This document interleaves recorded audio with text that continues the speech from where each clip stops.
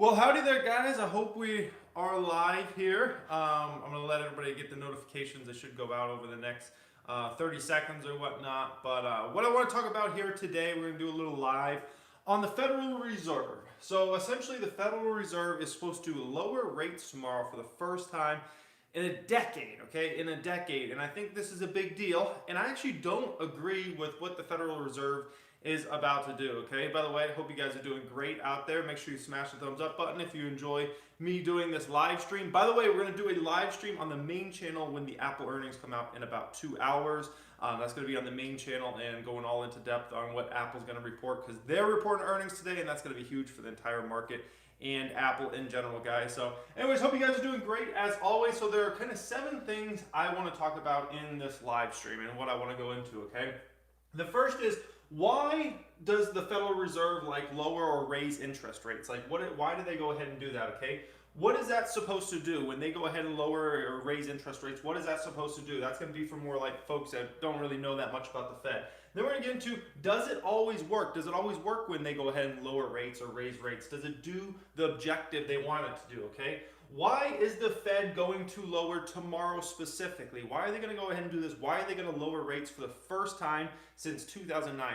It's been a decade. Why are they going to go ahead and do it, okay? Number 5, we're going to get into why I don't agree with this move that the Fed is supposed to do tomorrow, okay? It's almost set in stone that they're going to lower rates tomorrow from my understanding, okay? Number 6, we're going to talk about, are they, meaning the Fed, falling prey to basically political pressure, okay? We're going to talk about that subject. And number 7, if the Fed, what does this mean if they are falling prey to political pressure? What does this mean long term for the Federal Reserve, and why is it bad for the United States of America, okay?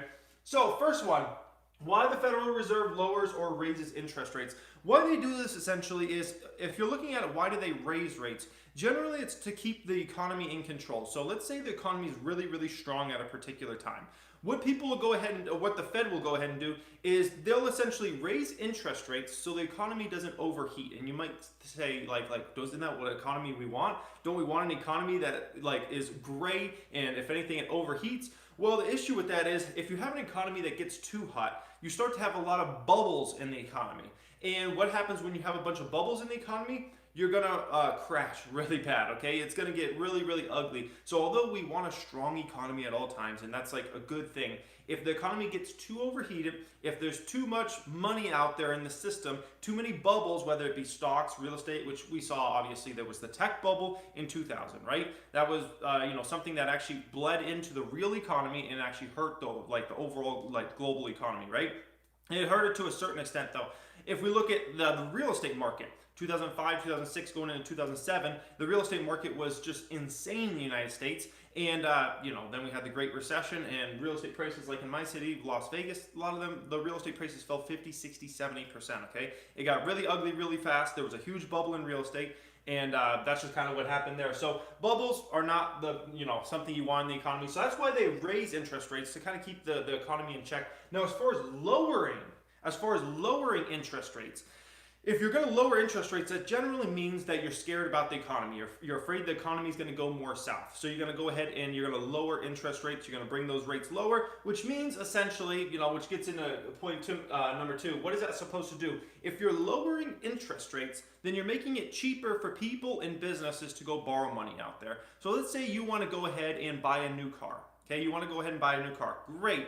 If the interest rates are really low, then your interest payment you'll have to make each month is going to be pretty low, okay? If interest rates are really high at a particular time, then when you go to buy that car, not only are you going to have to pay all the, basically what the cost of that car over time, but then a much higher interest rate is going to make that car much more expensive to you on a monthly basis or yearly basis, okay? Same thing for homes. Same thing for credit cards, anything across the board. Well, credit cards are ridiculously expensive all the time, but pretty much anything you want to borrow, or if a business wants to borrow, if interest rates are high at a particular time or higher than usual, then everything's more expensive to go ahead and borrow, okay? So when you kind of think about, what are they supposed to do? If you're lowering, basically it's going to make the cost of borrowing lower, and if you're raising interest rates, it's going to make the cost of borrowing higher, okay? Which you're trying to keep the economy in check if you're raising interest rates, all right? Now, number 3, does it always work?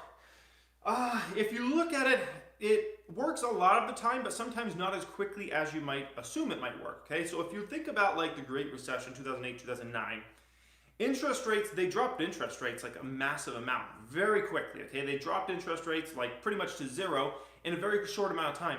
But in terms of how fast did that money actually like get out to the real world and actually get out to the economy, a lot of people weren't feeling like the effects of that till like 2012. Okay, so it took a while. Interest rates were cut to zero 2008, 2009. And basically, the average person, the average Joe out there, wasn't feeling that for a couple years later. Okay, even though there was a ton of money in the system, if you try to get a loan in 2009, even though basically the Fed lowered rates to zero, it was really hard to get a loan in 2009. 2010, another year where there was like a ton of money supposedly out in the system, but good luck trying to get an auto loan or a home loan or any loan in general for an average consumer out there during those years. It was really hard to get money. So it works most of the time, but there's sometimes that it's like a delayed thing and it takes like a couple years to actually get there and the money actually get out in the system, okay? Number 4, why is the Fed going to go ahead and lower interest rates tomorrow? Why I believe the Federal Reserve is going to lower interest rates? Well, let's just think about the global economy and think about the U.S. economy. If we think about the U.S. economy, which the Fed is usually making their decisions based upon the U.S. economy, which they should be doing. The U.S. government, like the Fed should be making policies and thinking about the United States first, right?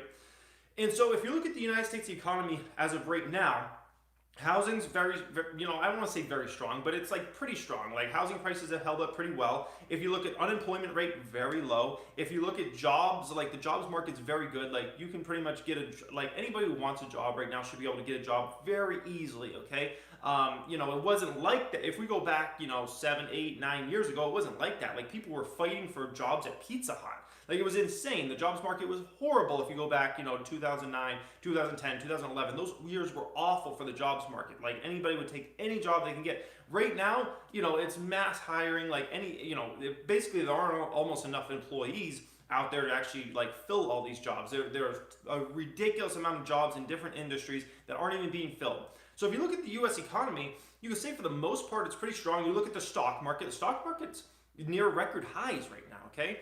So if you look at all this, the U.S. economy is really, really strong. And so if you're thinking, why is the Fed going to go ahead and lower tomorrow? It's one reason, in my opinion, and that's because of basically the trade war situation, the tariffs, and what has happened in the global economy. So essentially, the global economy has weakened over the last year or two, okay? And if you look at company earnings, I'm talking about big, massive companies, their earnings have had a lot of weakness recently. By the way, hit a thumbs up if you're enjoying this live stream, guys. I can do more of these in the future. But if you look at company earnings, the majority of them in this quarter are going to be down year over year, okay? The majority of company earnings that are about to report in this quarter and have already reported are down year over year. And the reason is because China's gotten really weak. A lot of the global economy has just weakened. We have this tariff situation. Companies are having to basically cover the costs of those tariffs, and all that just produces for kind of a bad situation in terms of company earnings. Now, keep in mind, just because this big massive company over here isn't quite earning as much money on the bottom line as they were last year, doesn't necessarily mean it feeds into the economy in a very negative way.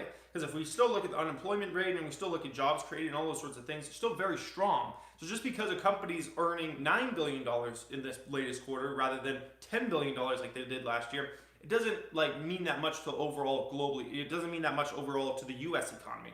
But the Fed sees this. They see this. They see this weakness in company earnings, company profits. I'm talking big Goliath companies, and they get scared because this isn't something that just happens all the time. It's not often when you see the majority of companies have their net income going down year over year that are in the stock market and whatnot. So the Fed's looking at this and they're saying, oh my gosh, we're scared about this. Is this going to get worse? Is this going to bleed over into the actual real economy? Are jobs going to be cut because of this, mass job losses and things like that? So the Fed starts to get scared, and in my opinion, that's why they're going to go ahead and lower interest rates tomorrow. Like I said, it's a 95% sure thing that they're going to lower interest rates. Everything I've read out there is that they're going to lower interest rates out there tomorrow, okay? And so that's, in my opinion, why they're going to go ahead and lower interest rates. They're scared the economy is going to falter. We're going to go off the rails because corporate profits are down year over year. That's the bottom line, okay? Number 5, Now, why don't I agree with this? So I don't personally agree with this move to lower interest rates here because we haven't seen anything fundamental happen in the what I call the real economy, which the real economy for the average person out there is what's their home worth at this year versus last year. Can they get loan? Do they have access to capital? What's their balance sheet looking at, their debt versus their cash and things like that? And what's the job market looking at? That's what I kind of like decipher as the real economy. That's the real economy. The stock market economy, that's one thing. Apple and Microsoft and how much money they earn, that's, I don't want to call it the fake economy, but that's like this other little like thing going on, okay? The real economy is like, what's the average Joe's house worth? Can they get a good job? Are they making more from their job this year than they did last year? And those sorts of things. And if we look at a lot of what's going on in what's I call the real economy, we actually don't see a lot of weakness. The main area we see weakness is corporate profits because of the tariffs and because of trade war and because of global economic weakness. That's where we see the real weakness out there, okay? So I personally don't agree with this move by the Fed to go ahead and lower interest rates and make it cheaper to borrow money just because corporate profits aren't as high.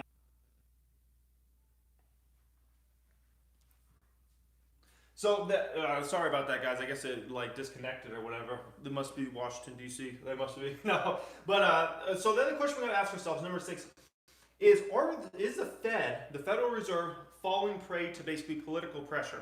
So what we have seen in the past several months is we have seen President Trump obviously put a lot of political pressure on the Fed, coming out with tweets and different things in the media saying, hey, the Fed needs to lower interest rates. I want the Fed to lower interest rates and whatnot, okay?